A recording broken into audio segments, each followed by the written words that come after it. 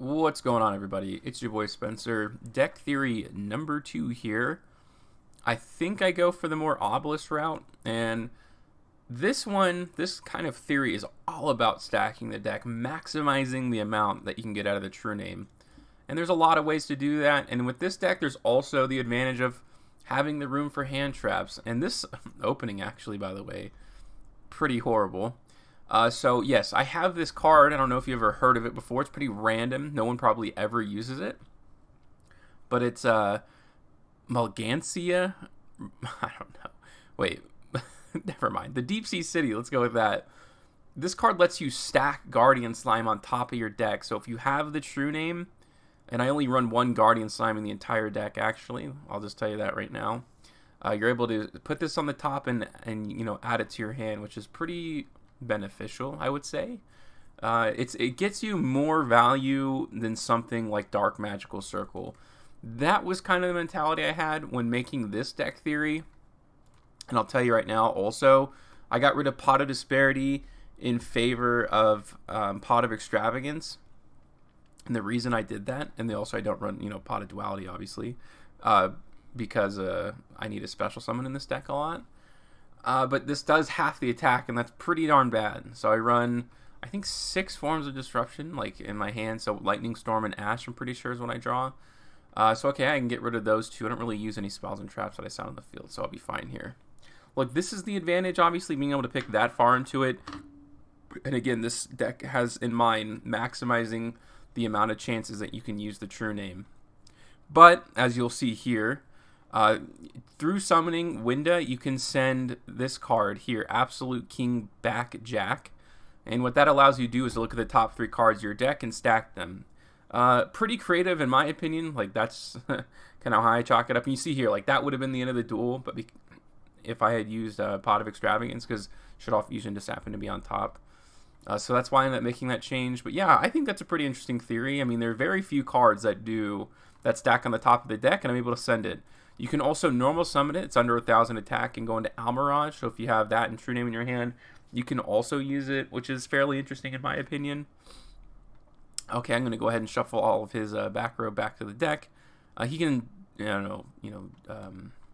throw these back out, but it doesn't really matter. I have 2 monsters that are able to attack over it. Here is a mirror match. And I've gone through so many different versions of the deck, but his is like very pure. He even runs cards like Immortal Phoenix, which is not bad because, that can get sent off of Forbidden Droplets, which is fairly interesting.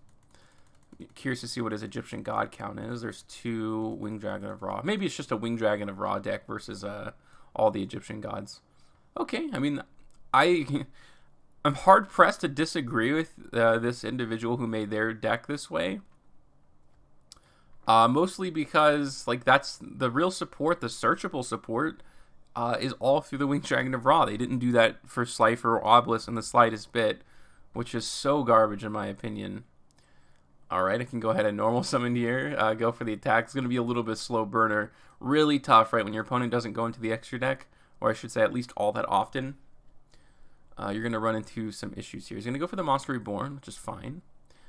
He's going to go into the Reactor Slime. But I do have the Exchanging Souls, so we'll see what I end up doing here. I may end up waiting, especially because you have to use it during the main phase. I definitely want to tribute this Metal Reflex Slime, so we'll see if I'm able to do that. Winda comes down, I can pop the back row, which is the slime, which I guess I knew at that point what it was. It still gets destroyed because it's treated as a spell and trap still. I can send this from the deck. And I think because I tributed Shaddoll Beast, no. Okay, but it doesn't really matter because that's the end of the game, right? Okay, decent enough. Winda, I mean, that's also, one of the power cards of the deck if you're able to pull it off, which can certainly be bad against an Egyptian God deck. A whole bunch of disruption here, and I'm going first. I can set this. Maybe, there's definitely been better hands. Surprised he doesn't use Lightning Storm. I guess it's because he doesn't have any plays just quite yet. He has 3 Reflex Slime in his opening. That's pretty rough, right? I have 2 Exchanging Souls now. I'm sure he ends up using this, so no harm, no foul, I guess, at that point. And yeah, he tries to use all of them. Yeah, I just don't think they're very good. I think most of the new support, 4 of the cards, the Slifer Trap is a battle phase based effect. The Obelisk is one, which I think it gains 1,000 attack or something, is also like that. And obviously, like a couple of these are like Dark Spell Regeneration, I think, when your opponent declares an attack. Ugh. It's so specific too, right? I don't know. I just don't know what they were thinking, right? It just feels blah. So he goes for Exchanging Souls. I chain my own, fairly, pretty funny at least, I would say. But it missed timing, like the Wing Dragon of Ra missed timing. Also, I couldn't use the effect of Nightmare Phoenix. I don't really know why. Also, they didn't do anything. I don't even know if Mound of the Boundary Creator was in the structure decks. That's pretty nuts, actually, and the more I think about it. Because I don't think there's that many versions of this card. Not that it's expensive, but you would think it would be. Especially when it lets you add a divine monster. It's Egyptian God support.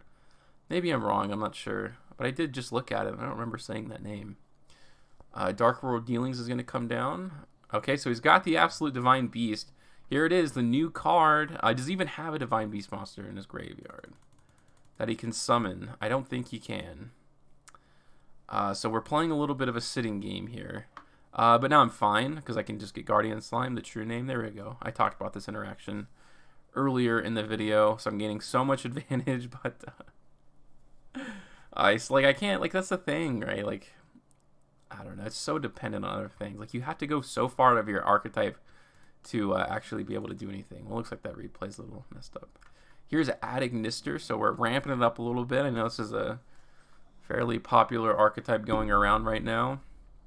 The Ash is going to come in handy for sure.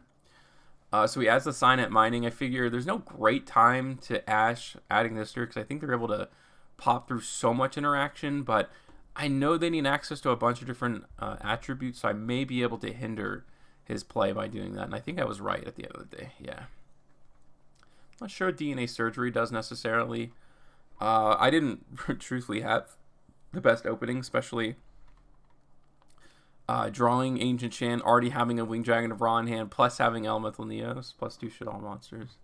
What are you going to do? You wish you had Shaddoll Fusion in your hand. That'd be a lot better. But I have somewhat a decent, defense, I guess.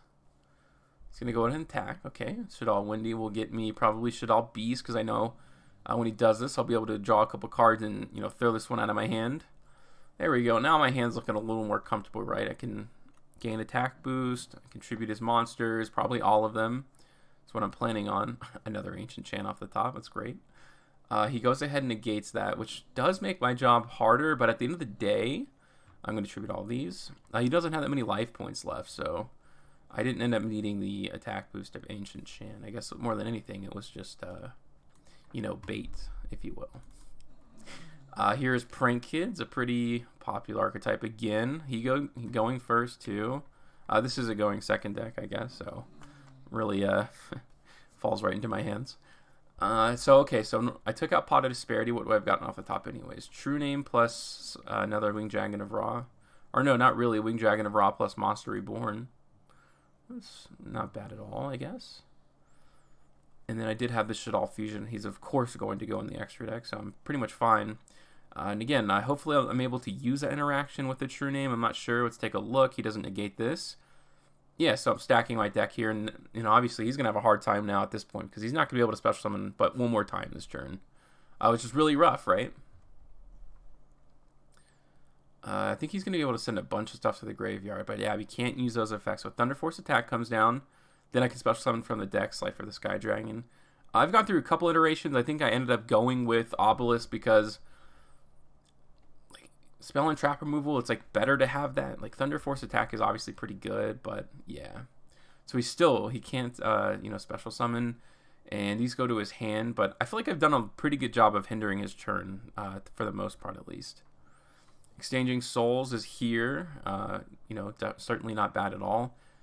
And I think going into the battle phase, maybe the thing is that you want to use Exchanging Souls, and that's a battle phase, so you have to use it during the main phase, but if he's able to chain his cards to destroy monsters, you want to ensure that you can use this effect. Otherwise, you're just, wasting a card. Okay, Guardian Slime can get activated. I think I tried to just bait out maybe one of his negates at that point. I'm going to draw a card. Windy's going to help me special something from the deck. And this is like a pivotal part, right? Because he's used this twice. Keep that in mind. He's banished them, meaning he's used the Raigeki effect twice. Pandemonium comes down. He goes into a Weather Washer. I think this also special summons a couple of his Prank Kids cards. And this is also a mistake that he made. So these are able, obviously, to go back, but now he can't use the effect of either of these Link monsters to tribute. He goes in for a big Link summon, but at that point, that's good. It still has 3 monsters. Like, he wasn't able to reduce it enough. But now I'm out here hanging to dry. So all he needs is one Prank Kids card, which he's able to search with Thunder Force Fusion. But here's the problem, right? He shuffled all those cards back. You're like, oh man, you're done for, right?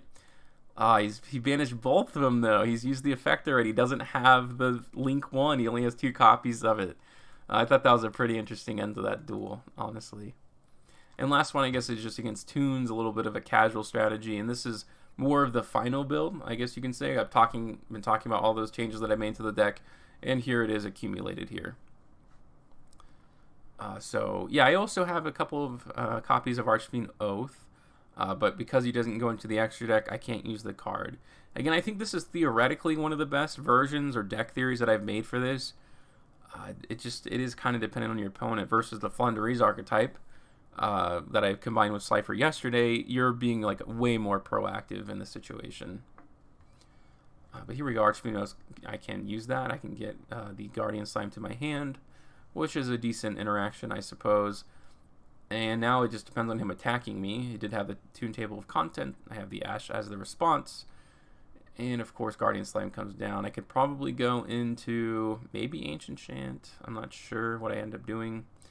No, I'd rather be unaffected by card effects, I suppose, since I already had the Ancient Chant in my hand. I contribute his card just in case he has anything. I had the backup Blaze Cannon. So yeah, that was theory number 2. Let me know what you guys think about this one. And if you missed the first one, go ahead and look at my channel. Yesterday I posted a really cool video showing kind of a different way to play Egyptian Gods. Other than that, that's going to do it for today's video, and I'll see you guys next time.